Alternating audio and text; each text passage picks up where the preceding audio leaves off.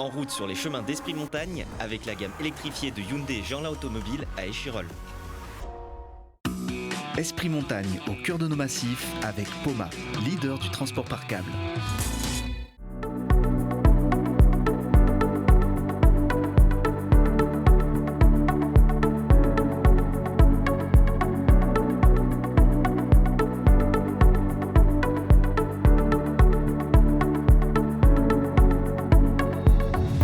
Bienvenue au Collet d'Alvar, une station au cœur du massif de Beldonne, une station familiale pour découvrir les plaisirs de la glisse et de la table avec des bons plats montagnards, une station qui fête son 70e anniversaire avec un ADN très fort lié au ski de bosse et une spécificité, c'est la plus grande station pour le ski de nuit.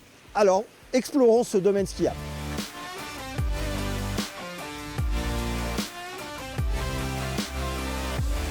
Vous l'aurez compris, durant cette émission, on va beaucoup parler d'histoire, des 70 ans de la station. Et ça tombe bien, on est avec Justine Guérin, responsable du musée. Justine, que rassemblent les collections de ce musée d'Alvar ? Alors le musée d'Alvar, c'est un musée d'histoire du pays d'Alvar. Il rassemble une diversité de collections autour notamment de la métallurgie du fer, puisque le pays d'Alvar était un centre d'exploitation du fer depuis le Moyen-Âge. On a aussi des collections autour du thermalisme, puisque Alvar-les-Bains est donc une station thermale toujours en activité aujourd'hui. Et puis nous avons une collection qui témoigne de la vie en montagne et des activités montagnardes, comme notamment les activités de sport d'hiver. Alors vous l'avez dit, il y a le thermalisme. Les bains, c'était avant les sports d'hiver ? Oui, tout à fait.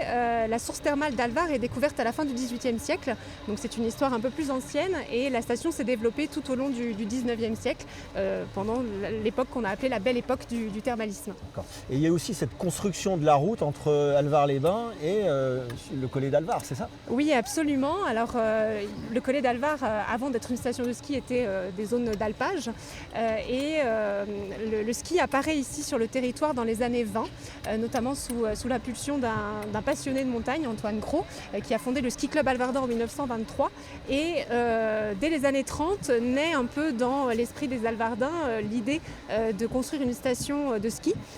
Mais le projet ne verra le jour que dans les années 50, avec la création de la SAPAMA, donc la Société anonyme pour l'aménagement du massif d'Alvar. Et la station va vraiment naître au milieu des années 50, en 1955. Alors cette histoire, vous avez créé une exposition hors les murs, vous pouvez nous en dire plus ? Oui, tout à fait. Donc l'objectif, c'était effectivement de mettre en valeur l'histoire de la station à travers des panneaux comme celui-ci. Donc il y en a plusieurs un peu partout dans la station qui racontent donc les grandes étapes du développement de la station du Collet. Et chaque panneau est aussi lié, ou en tout cas présente l'histoire du lieu dans lequel il est implanté, comme celui-ci par exemple à Préron où nous sommes. Justine, merci. Avant d'aller voir les bosseurs, le freestyle, on va rester dans l'histoire, aller voir un pionnier avec Fernand Béranger.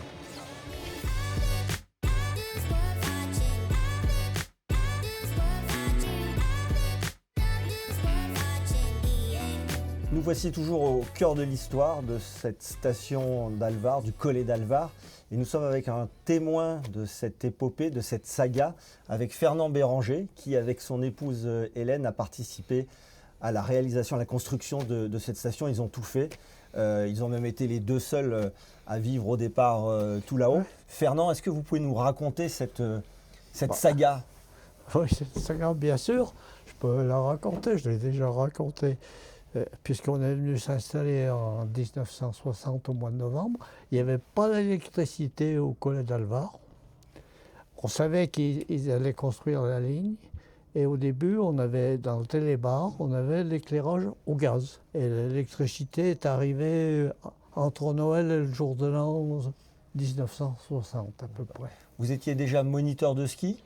Oui, j'étais moniteur diplômé puisque j'ai eu la chance, j'ai fait mon service militaire, je suis parti en 1954. J'ai fait 28 mois à l'époque. Et j'étais tout de suite moniteur de ski militaire. Et l'été, j'étais instructeur montagne. Je passais mon été au puits de Madame Carle, au pied des écrins. Donc on revient ici au Collet d'Alvar. Vous avez tout de suite senti qu'il y avait un potentiel pour partir dans cette aventure des sports d'hiver ? Oui. Quand j'ai fini l'armée, j'ai passé mes diplômes. J'avais fait beaucoup de ski. Je suis même sorti premier aux examens qui s'appelait à l'époque la capacité. Comme j'étais sorti premier, j'ai eu mon diplôme presque un an après. Et vous avez voulu organiser les sports d'hiver au Collet Là, d'Alvar? je suis parti à Champs-Rousses. J'ai fait d'accord. 4 ans à Champs-Rousses comme moniteur. Et puis, il y avait un peu des problèmes avec l'école de ski. Ma femme avait été secrétaire à l'école de ski, donc on connaissait les petits problèmes qu'il y avait avec le directeur. J'avais décidé de quitter Champs-Rousses. Et je connaissais bien à ce moment-là le directeur de l'école de ski des Deux-Alpes. Il m'avait embauché.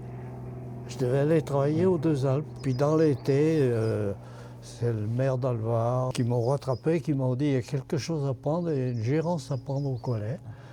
Alors, bon, j'ai bien réfléchi. J'ai retéléphoné aux Deux-Alpes pour dire à Carrel que je restais chez moi. Est-ce que ça a été une bonne chose? Parce que les 10 premières années ont été dures et difficiles. En tout cas, ça a l'air d'être une bonne chose pour le Collet d'Alvar, parce que vous avez participé à tout le développement. Ça s'est passé comment? Une autre chose je ne regrette pas avec ma femme, Hélène, comme il n'y avait pas de ramassage scolaire, notre fils, la semaine, restait à Alvar. On le récupérait quand on pouvait au début. Et ma belle-mère, la mère de ma femme, nous a beaucoup aidés pour démarrer le petit restaurant qu'on avait. Donc, vous faisiez tout? Restaurant, moniteur de ski, vous vendiez les forfaits? Les premières années, il fallait tout faire. Hein. Le matin, j'allais ouvrir les pistes, j'allais faire les traces sur les téléskis. Ma femme vendait les tickets des remontées mécaniques. On faisait un peu tout, puisqu'on était les deux seuls habitants au début.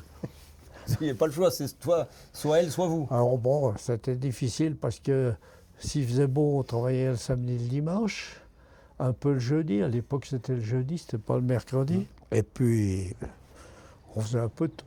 Mais il y avait beaucoup de journées creuses. Hein. S'il faisait mauvais, on voyait personne de la journée. C'était long. C'était long. Et vous en pensez quoi maintenant, aujourd'hui, de cette station du Collet d'Alvar? Elle a été très longue à démarrer. Il faut reconnaître que de 60 à 70, la commune d'Alvar n'a rien construit. Le maire d'Alvar m'a téléphoné, parce que moi j'en avais un peu, j'avais décidé de m'en aller. Je ne voyais pas bouger, j'avais pris une option à Tignes ou Val-Claret. Et bon, on a bien hésité. J'ai fait venir mon frère Jean, et puis je lui dis qu'est-ce que je fais? Il me dit c'est toi qui décides, bien sûr. Et du coup, il me dit tu viens de faire les 10 mauvaises années, tu ne gagnais pas ta vie. Si tu t'en vas, il y en a un autre qui prend ta place. Oui. Bon, puis ma femme avait toute sa famille sur Alvar, moi j'avais ma famille. J'ai décidé de rester. C'est là que ça a vraiment démarré, hein, en 1970. D'accord. C'est là qu'on a ouvert le magasin qui existe à l'heure actuelle. Et ce magasin de sport, il est toujours dans la famille? Oui.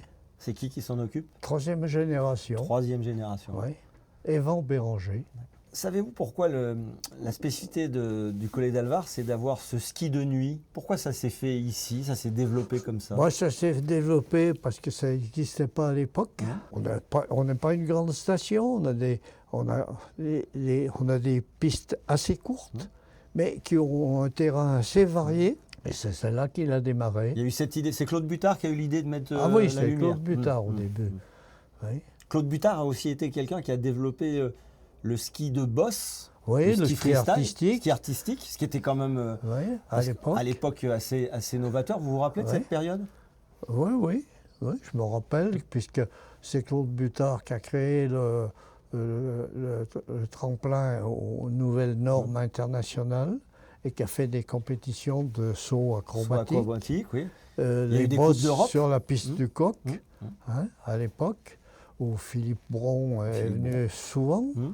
Il y avait Felbach, qui a été moniteur de ski à l'école de ski et qui était entraîneur en même temps pour les bosses. Il y a eu Edgar Gros-Piron qui est venu faire le championnat du monde junior en 1985. Oui. Et c'est pas étonnant que cette station familiale ait eu un moment cet attachement à quelque chose qui venait des États-Unis. C'est un peu les gens qui sont venus au Collet.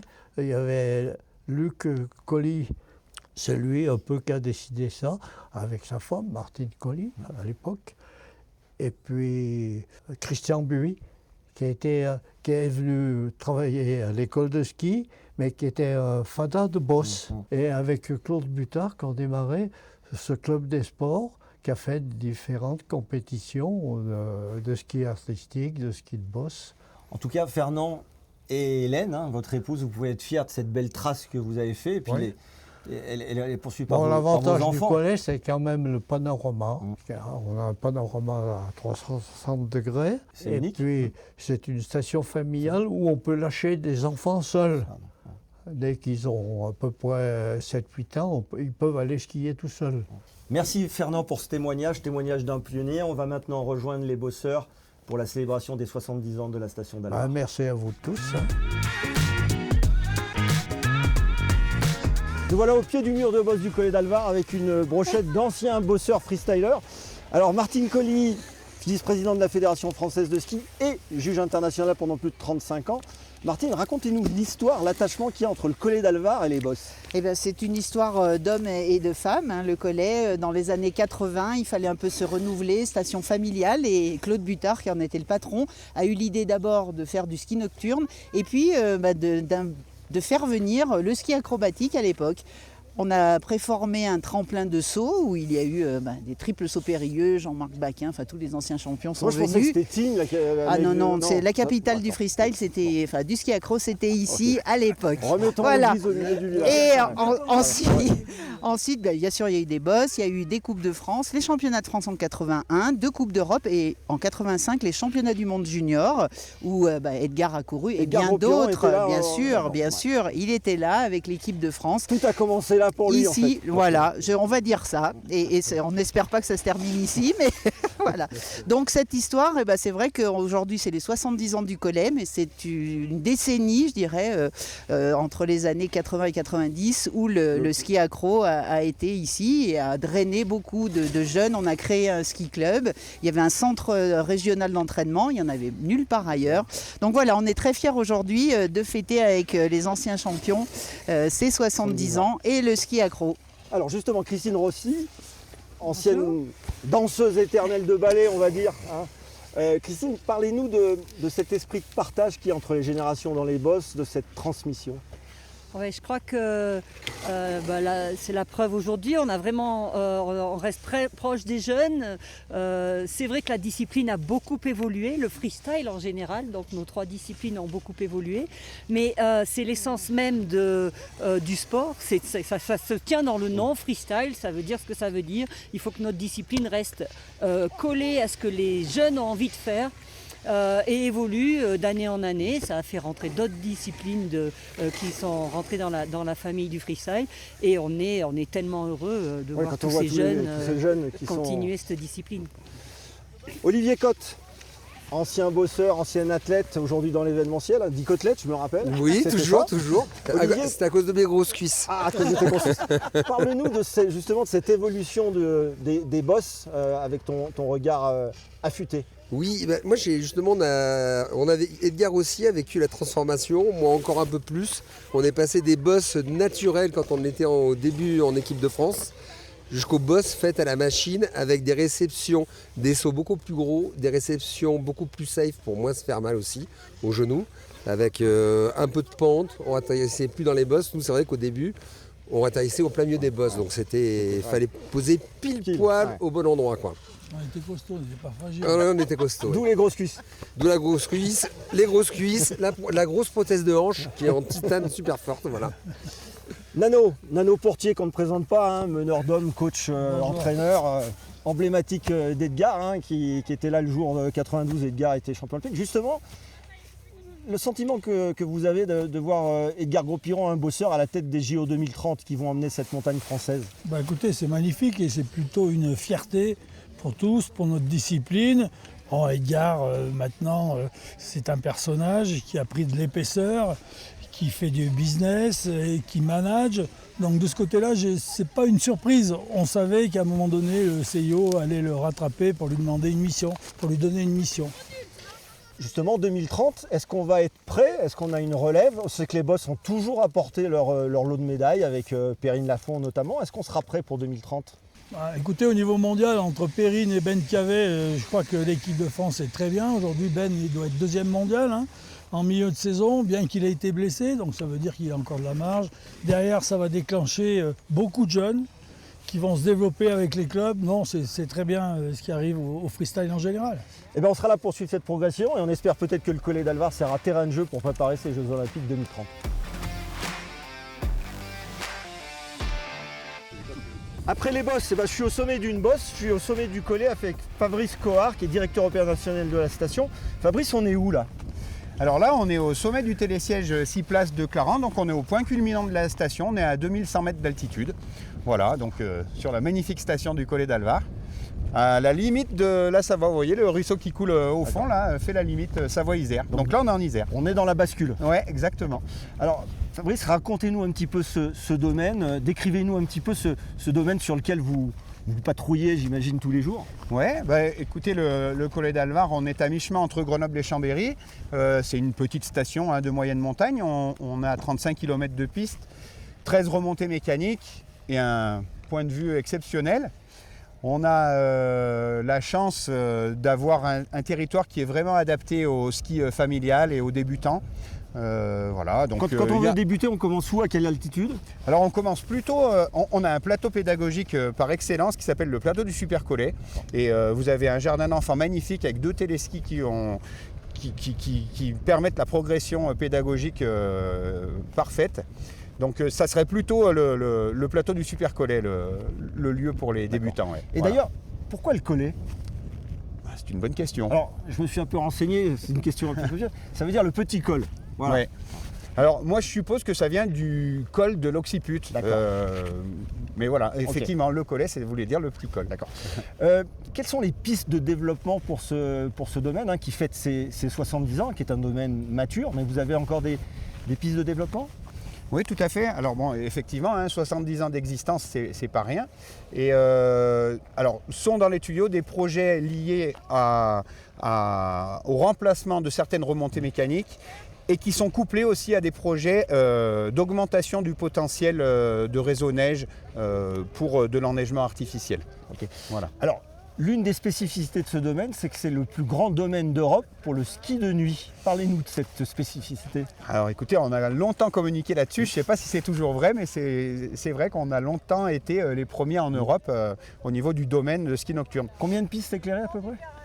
Ça part du bas du télésiège des Tuffes, ensuite vous avez accès au télésiège du Grand Pôle, les téléskis des Lacs et on monte jusqu'au point culminant à Clarens. Donc vous voyez, ça fait 2 tiers du domaine. Il n'y a que le secteur nord qui n'est pas en nocturne. Le nocturne, c'est le vendredi soir de 20h à 22h et c'est vraiment féerique. Enfin, voilà, c'est une expérience à... C'est quoi l'ambiance quand on skie de nuit? Il y a, j'imagine... Déjà le coucher de soleil et puis après... Alors nous, c'est pas de l'après-ski, c'est vraiment 20h, 22h, donc on attaque vraiment dans la nuit, quoi. Donc après, avec l'éclairage, voilà, on est loin du plein jour, donc il y a des zones d'ombre, il y a des zones bien éclairées. C'est féerique, c'est magique, c'est vraiment une expérience à venir essayer au moins une fois. Et puis après, bien sûr, ça se finit par une bonne tartiflette, fondue ou croziflette dans les restaurants C'est vrai que les plats montagnards sont importants. D'ailleurs, on va en parler avec Céline Mathéo, qui est la directrice de l'Office du tourisme communautaire Beldon-Chartreuse.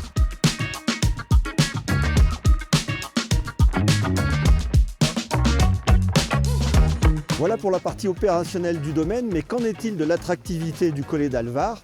Nous sommes avec Céline Mathéo, directrice de l'Office du tourisme communautaire Beldon-Chartreuse. Céline, bonjour. Bonjour. Alors, dites-nous en quelques mots, quels sont les atouts du Collet d'Alvar? Alors, les atouts du Collet, je dirais que c'est une station accessible, autant en termes de mobilité que financièrement. On a un forfait adulte à 27 € la journée. Bien sûr, c'est une station aussi d'apprentissage du ski. Je crois que ça, c'est un des marqueurs forts pour notre station. On a 4 centres de vacances et station extrêmement familiale. Tous ceux qui viennent en séjour, que ce soit du court séjour ou du séjour à la semaine, sont des familles. Voilà, c'est la station des familles. C'est aussi un balcon, un panorama exceptionnel. Exactement, avec une vue incroyable sur le massif de Beldon et sur la Chartreuse, les Bauges. C'est une vue à 360 incroyable. Alors justement, quel type de clientèle fréquente le Collet d'Alvar? On est, je le rappelle, entre Chambéry et Grenoble.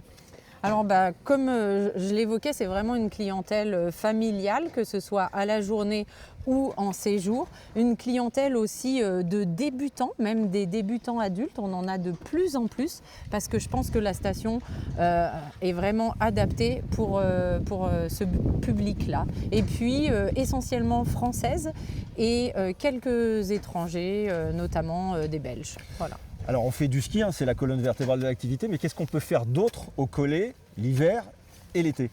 Alors ce qu'on peut faire d'autre au Collet, c'est des balades en raquettes. On a cette année mis en place un nouvel itinéraire vert, donc facile, accessible à tous, qui est absolument parfait pour s'occuper une demi-journée. Et puis après, il y a les activités qui sont toujours en lien avec la neige, comme le Youner. Il y a l'Office de tourisme qui propose aussi des initiations à la carabine laser pour faire le lien avec le biathlon. Et puis plein d'autres activités de ce type, le snake glisse, etc. On est au cœur des célébrations du 70e anniversaire. Quels sont les temps forts de cette année? Alors, les temps forts, on a donc notre magnifique journée des bosses qu'on a voulu faire parce que les bosses, c'est l'ADN du Collet. Et puis, on a eu avant cela d'autres temps forts pour lancer l'événement avec tous les ski clubs parce que c'est une station qui accueille énormément de ski clubs qui sont situés entre Chambéry et Grenoble. Et on a aussi des nocturnes de prévus, des nocturnes revival. On en a fait une première, ça a cartonné. Les gens sont venus avec des tenues des années 80 et ont vraiment mis une ambiance incroyable sur nos nocturnes. Donc on a d'autres nocturnes de prévus d'ici la fin de saison. Donc le Collet, c'est le ski, mais c'est aussi une destination qui fonctionne à l'année. Oui, alors effectivement, en fait, on est très proche finalement de Grenoble et de Chambéry et on est vraiment réputé pour le parapente. Donc cet été, dans nos objectifs, il y a aussi vraiment mettre en avant le parapente et sans doute créer un événement autour de cette thématique. Et bien sûr, ce qui cartonne chez nous depuis plusieurs années maintenant, c'est les estivales des Collets, des concerts au sommet de la station avec une vue incroyable. Donc ça, on a bien l'intention de poursuivre et de renforcer. On viendra tester le parapente alors cet été. Parfait.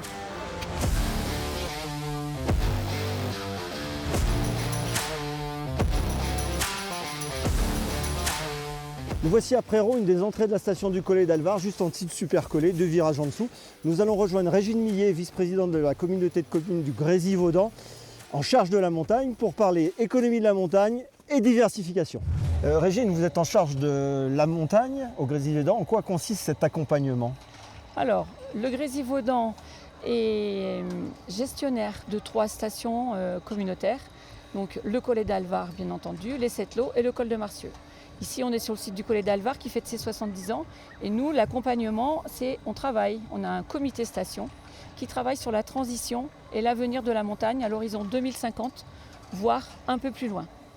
Et pour cela, dans ce comité station, on est accompagné par des bureaux d'études et des études techniques et environnementales. Donc on travaille avec l'étude Clim-Snow.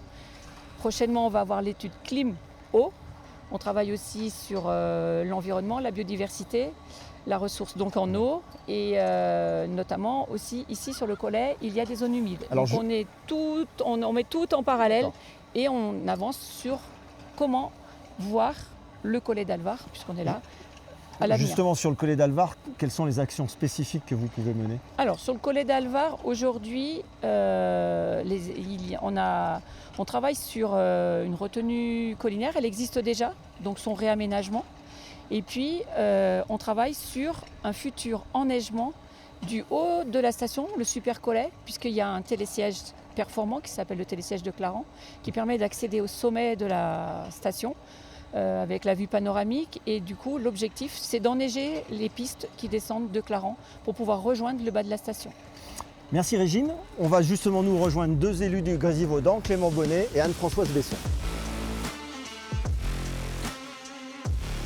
Bonjour Anne-Françoise, bonjour Clément. Clément, vous êtes en charge de la valorisation des activités de pleine nature. Alors le ski reste la colonne vertébrale du territoire, mais quelles sont les autres activités qu'on peut pratiquer? Oui, c'est ça, effectivement. Le Collet d'Alvar, c'est vraiment un site idéal pour pour les activités de pleine nature et que ce soit en hiver comme en été. Alors comme vous l'avez dit, on a toujours le ski alpin comme colonne vertébrale, mais on travaille avec la station pour mettre en place des itinéraires raquettes et ski de randonnée. Ça, c'est pour la partie hiver. Puis pour la partie été, également un site idéal. On a du trail, de la randonnée pédestre, du VTT qui peut être mis en place. Du parapente ? Du parapente aussi, effectivement, du vol libre. Et puis on travaille d'un commun accord avec un trail qui nous est très cher dans le Grésivaudan, qui est l'échappée belle, puisque c'est également un gros support ici. La station, en tout cas, nous aide beaucoup pour l'organisation de cet événement. À quelle date l'échappée belle ? L'échappée belle, il me semble que ça démarre le 23 août. D'accord. Anne-Françoise, quelle place tient la station du Collet d'Alvar dans l'offre touristique du Grésivaudan ? Alors la station du Collet, c'est une station dans son ADN qui est réputée pour les familles, pour les enfants, pour un apprentissage en sécurité dans un domaine, on le voit, exceptionnel. Vous êtes aussi missionné sur le 70e anniversaire. En quoi consiste cette mission ? Alors les 70 ans du Collet, c'est quand même pour nous l'événement de l'année, hein, après les 50 ans des Sept-Lots. C'est vrai qu'on a mis le cap pleinement sur cette station avec des offres d'activités et de festivités pendant tout l'hiver et pendant également l'été, parce que on est aussi sur cette station des 4 saisons. Voilà. Anne-Françoise et Clément, merci. Merci à vous. Nous achevons cette journée au Collet d'Alvar, ce voyage dans l'histoire, cette immersion dans cette station familiale, une journée pleine de rebondissements avec ses bosseurs. Et aussi également ce plaisir de découvrir ces petits coins de paradis. On espère que cette émission vous donnera l'occasion de venir pour aussi profiter vous des joies de la glisse et des bons plats montagnards.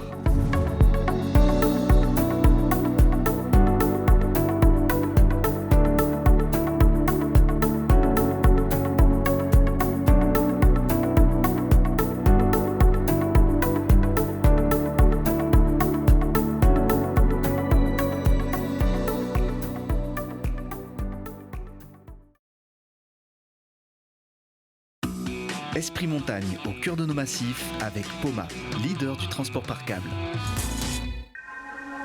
C'était Esprit Montagne avec la gamme électrifiée de Hyundai Jeanlin Automobile à Échirolles.